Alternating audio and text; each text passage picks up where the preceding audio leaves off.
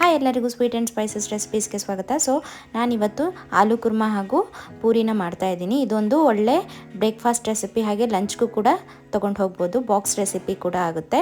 So ಈ ರೀತಿಯಾಗಿ ಮಾಡಿಕೊಟ್ರೆ ಮಕ್ಕಳಿಗೂ ತುಂಬ ಇಷ್ಟ ಆಗುತ್ತೆ. ನನ್ನ ಮಗಳಿಗಂತೂ ಪೂರಿ ಮತ್ತು ಸಾಗು ಅಂದರೆ ತುಂಬ ಇಷ್ಟ. ಅದಕ್ಕೋಸ್ಕರ ನಾನಿವತ್ತು ಈ ವಿಡಿಯೋದಲ್ಲಿ ನಿಮಗೆ ತೋರಿಸ್ತಾ ಇದ್ದೀನಿ.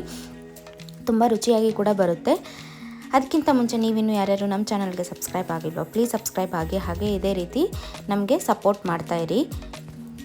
ಸೊ ಇವತ್ತು ನಾನು ಪೂರಿ ಆಲೂ ಕುರ್ಮಾ ಮಾಡಲಿಕ್ಕೆ 2 ಆಲೂಗಡ್ಡೆ ತೊಗೊಂಡಿದ್ದೀನಿ, ಸಣ್ಣಕ್ಕೆ ಹೆಚ್ಚಿಟ್ಕೊಂಡಿದ್ದೀನಿ. ಇಲ್ಲಿ ಸ್ವಲ್ಪ ಬೀನ್ಸ್ ತೊಗೊಂಡು ಕಟ್ ಮಾಡಿ ಇಟ್ಕೊಂಡಿದ್ದೀನಿ, ಕ್ಯಾರೆಟ್ ತೊಗೊಂಡಿದ್ದೀನಿ, ಅದನ್ನು ಕೂಡ ಸಣ್ಣಕ್ಕೆ ಹೆಚ್ಚಿಟ್ಕೊಂಡಿದ್ದೀನಿ. ಆಲೂಗಡ್ಡೆ ಸ್ವಲ್ಪ ಜಾಸ್ತಿ ತೊಗೊಂಡಿದ್ದೀನಿ, ಸೊ ಆಲೂ ಕುರ್ಮಾ ಆಗಿರೋದ್ರಿಂದ. ಹಾಗೆ ಬಟಾಣಿ ತೊಗೊಂಡಿದ್ದೀನಿ. ನಿಮಗೆ ಫ್ರೆಶ್ ಬಟಾಣಿ ಸಿಕ್ಕಿಲ್ಲ, ಫ್ರೋಝನ್ ಬಟಾಣಿ ಇಲ್ಲ ಅಂತಂದರೆ ರಾತ್ರಿಯೇ ಒಣ ಬಟಾಣಿನ ನೆನೆಸಿಟ್ಕೊಂಡ್ರೆ ಅದು ಬೆಳಗ್ಗೆಗೆ ಹಾಕ್ಕೊಂಡು ಮಾಡ್ಕೋಬಹುದು.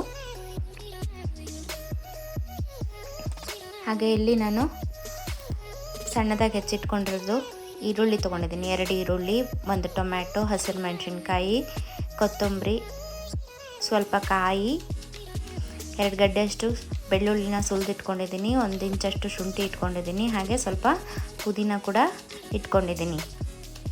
ಸ್ಪೈಸಸ್ಗೆ ನಾನಿಲ್ಲಿ ಅರಿಶಿನ ಪುಡಿ, ಧನಿಯಾ ಪುಡಿ, ಖಾರದ ಪುಡಿ, ಒಂದು 5 ರಿಂದ 6 ಲವಂಗ, ಏಲಕ್ಕಿ, ಚಕ್ಕೆ, ಹಾಗೆ ಪಲಾವ್ ಎಲೆ ಮತ್ತು ಚಕ್ರ ಮೊಗ್ಗನ್ನ ಇಟ್ಕೊಂಡಿದ್ದೀನಿ. ಸೊ ನಾನಿಲ್ಲಿ ಫಸ್ಟು ಒಂದು ಕುಕ್ಕರ್ಗೆ ಎಲ್ಲ ಹೆಚ್ಚಿಟ್ಕೊಂಡಂತಹ ತರಕಾರಿನ ಹಾಕ್ಕೊಳ್ತೇನೆ. ನಿಮ್ಗೆ ಇಷ್ಟ ಬಂದಿದ್ದ ತರಕಾರಿ ಹಾಕೋಬೋದು, ಇದಕ್ಕಿನ್ನ ಬೇಕಂದರೆ ನೀವು ಆ್ಯಡ್ ಮಾಡ್ಬೋದು ತರಕಾರಿಗಳನ್ನೆಲ್ಲ. ಇನ್ನು ಏನಂತಾರೆ ಗೋಬಿ ಕೂಡ ಆ್ಯಡ್ ಮಾಡ್ಬೋದು ನೀವು. ಕಾಳುಗಳು, ಅವರೆಕಾಳು, ಯಾವ ಥರ ಬೇಕಾದರೂ ಕಾಳು, ಸೀಸನಲ್ಲಿ ಕಾಳುಗಳನ್ನ ಕೂಡ ಆ್ಯಡ್ ಮಾಡ್ಕೋಬೋದು.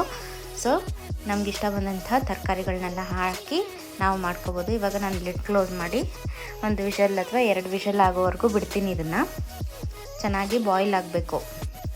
ಸೊ ಇವಾಗ ಒಂದು ಮಿಕ್ಸರ್ ಜಾರ್ಗೆ ಕಾಯಿ ಹಾಕ್ಕೊಂಡಿದ್ದೀನಿ.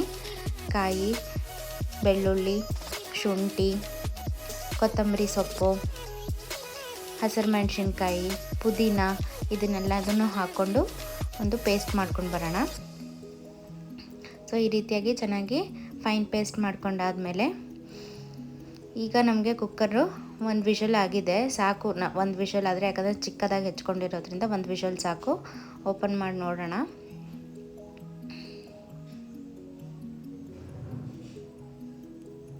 ಎಲ್ಲ ವೆಜಿಟೇಬಲ್ಸು ನನಗೆ ತುಂಬ ಚೆನ್ನಾಗಿ ಬೆಂದಿದೆ. ಸೊ ಇಷ್ಟು ಬೆಂದರೆ ಸಾಕು ನಮಗೆ. ಕಲರ್ಫುಲ್ಲಾಗಿ ತುಂಬ ಚೆನ್ನಾಗಿ ಕಾಣಿಸ್ತಾ ಇದೆ. ಹಾಗೆ ಒಂದು ಕಡಾಯಿ ಇಟ್ಕೊಂಡು ಅದಕ್ಕೆ 2 ಟೇಬಲ್ ಸ್ಪೂನಷ್ಟು ಎಣ್ಣೆ ಹಾಕ್ಕೊಂಡಿದ್ದೀನಿ. ಅದಕ್ಕೆ ಏಲಕ್ಕಿ, ಚಕ್ಕೆ, ಲವಂಗ ಎಲ್ಲ ಹಾಕ್ಕೊಳ್ತಾ ಇದ್ದೀನಿ.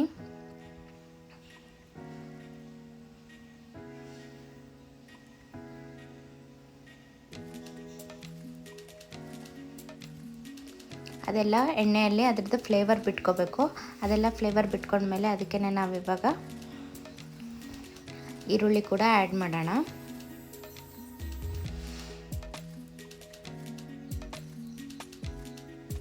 ಚೆನ್ನಾಗಿ ಮಿಕ್ಸ್ ಮಾಡಬೇಕು. ಅದನ್ನೆಲ್ಲ ಚೆನ್ನಾಗಿ ಫ್ರೈ ಮಾಡೋಣ. ಈರುಳ್ಳಿನೆಲ್ಲ ಸ್ವಲ್ಪ ಬಾಯ್ಲ್ ಆಗಬೇಕದು.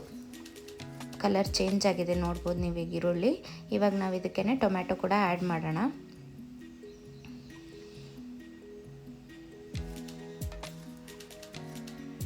ಟೊಮ್ಯಾಟೊ ಎಲ್ಲ ಚೆನ್ನಾಗಿ ಫ್ರೈ ಆದ ನಂತರ ಇದಕ್ಕೆ ನಾವು ಮಾಡಿಟ್ಕೊಂಡಂತಹ ಪೇಸ್ಟ್ ಹಾಕ್ಕೊಳ್ಳೋಣ.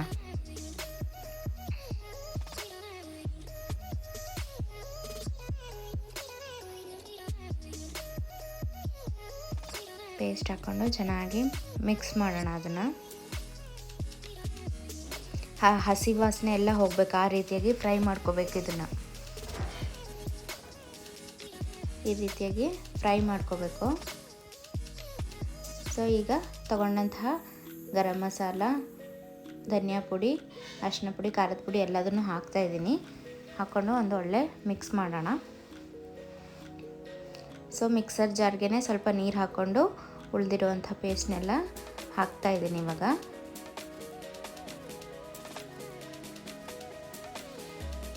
ಕನ್ಸಿಸ್ಟೆನ್ಸಿ ನೋಡಿಕೊಂಡು ನೀರು ಹಾಕ್ಕೋಬೇಕು. ನಿಮ್ಗೆ ಇನ್ನೂ ಬೇಕು ನೀರು ಅನಿಸಿದ್ರೆ, ಗ್ರೇವಿ ಜಾಸ್ತಿ ಬೇಕು ಅಂದರೆ ಸ್ವಲ್ಪ ಜಾಸ್ತಿ ನೀರು ಹಾಕ್ಕೋಬೋದು. ಸೊ ರುಚಿಗೆ ತಕ್ಕಷ್ಟು ಉಪ್ಪು ಹಾಕ್ಕೊಳ್ಬೇಕು.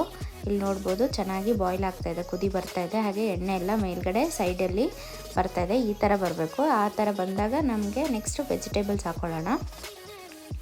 ಎಲ್ಲ ವೆಜಿಟೇಬಲ್ಸ್ ಬಾಯ್ಲ್ ಬೆಂದಿರುವಂಥ ಎಲ್ಲ ವೆಜಿಟೇಬಲ್ಸ್ನೂ ಹಾಕ್ಕೊಂಡು ಚೆನ್ನಾಗಿ ಮಿಕ್ಸ್ ಮಾಡಬೇಕು. ಅದನ್ನು ಚೆನ್ನಾಗಿ ಮಿಕ್ಸ್ ಮಾಡಿ ಒಂದು ಲಿಡ್ ಕ್ಲೋಸ್ ಮಾಡಿ ಬೇಯಕ್ಕೆ ಬಿಡಬೇಕು. ಸೊ ನೋಡ್ಬೋದು ಚೆನ್ನಾಗಿ ಮಿಕ್ಸ್ ಮಾಡಿದ್ದೀನಿ. ಇವಾಗ ಅದನ್ನು ಒಂದು ಲಿಡ್ ಕ್ಲೋಸ್ ಮಾಡಿ ಒಂದು 5 ನಿಮಿಷ ಬಾಯ್ಲ್ ಆಗ್ಲಿಕ್ಕೆ ಬಿಡ್ತೀನಿ, ಸಾಕು ನನಗೆ. ಯಾಕಂದರೆ ಎಲ್ಲ ವೆಜಿಟೇಬಲ್ಸ್ ಆಲ್ರೆಡಿ ಬಂದಿದೆ, ಜಾಸ್ತಿ ಬೇಡ. 5 ನಿಮಿಷ ಆದಮೇಲೆ ಚೆನ್ನಾಗಿ ಕುದಿ ಬರ್ತಾಯಿದೆ ನೋಡ್ಬೋದು ನೀವು. ಸೊ ಇವಾಗ ನಾನು ಗ್ಯಾಸ್ ಆಫ್ ಮಾಡಿಕೊಂಡು ಇಟ್ಕೊಳ್ತೀನಿ.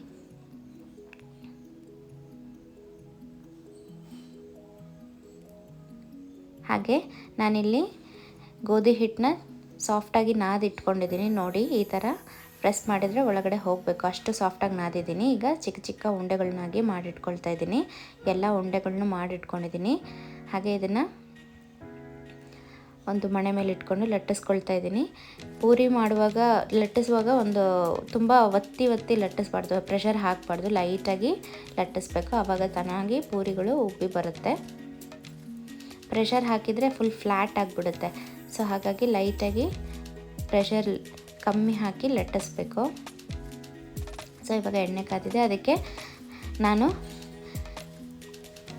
ಪೂರಿಗಳನ್ನ ಹಾಕ್ಕೊಂಡು ಫ್ರೈ ಮಾಡ್ಕೊತಾ ಇದ್ದೀನಿ. ಪೂರಿ ಮಾಡ್ತಾಯಿದ್ದೀನಿ, ನೋಡ್ಬೋದು ಎಷ್ಟು ಚೆನ್ನಾಗಿ ಉಬ್ಬಿ ಬರ್ತಾಯಿದೆ. ಸೊ ಈ ರೀತಿಯಾಗಿ ಲೈಟಾಗಿ ಪ್ರೆಷರ್ ಹಾಕಿ ಮಾಡಿದರೆ ಎಲ್ಲ ಪೂರಿಗಳು ನಮಗೆ ಉಬ್ಬಿ ಬರುತ್ತೆ.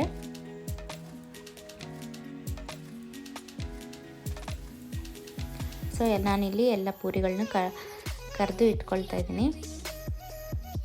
ಸೊ ನೋಡ್ಬೋದು ಎಲ್ಲ ಪೂರಿಗಳು ರೆಡಿಯಾಗಿದೆ. ಇವಾಗ ನಾವು ಪ್ಲೇಟಿಂಗ್ ಮಾಡೋಣ. ಸೊ ಈ ರೀತಿಯಾಗಿ ನೀವು ಮನೆಯಲ್ಲಿ ಈಸಿಯಾಗಿ ಪೂರಿ ಹಾಗೂ ಆಲೂ ಕುರ್ಮಾ ಅಥವಾ ಆಲೂ ಸಾಗು ನೀವೇನು ಹೇಳ್ತಿರೋ ಆ ಥರ ವೆಜಿಟೇಬಲ್ಸ್ ರೆಸಿಪಿ ಮಾಡಿಕೊಂಡು ಆರಾಮಾಗಿ ತುಂಬ ಟೇಸ್ಟಿಯಾಗಿ ತಿನ್ಬೋದು. ಇದು ಮಾರ್ನಿಂಗ್ ಬೇಗನೂ ಆಗುತ್ತೆ, ಹಾಗೆ ಬಾಕ್ಸ್ಗೆ ಮತ್ತು ಲಂಚ್ಗೆ ಕೂಡ ತೊಗೊಂಡು ಹೋಗ್ಬೋದು.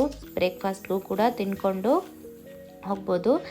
ಹಾಗೆ ತುಂಬ ಹೆಲ್ದಿ ರೆಸಿಪಿ ಕೂಡ. ಮಕ್ಕಳು ವೆಜಿಟೇಬಲ್ಸ್ ತಿನ್ನಲ್ಲ ಅಂದರೆ ಈ ರೀತಿಯಾಗಿ ಇದು ಮಾಡಿಕೊಟ್ರೆ ಚೆನ್ನಾಗಿ ತಿಂತಾರೆ ಕೂಡ, ವೆಜಿಟೇಬಲ್ಸ್ ಕೂಡ ತಿನ್ನಬಹುದು.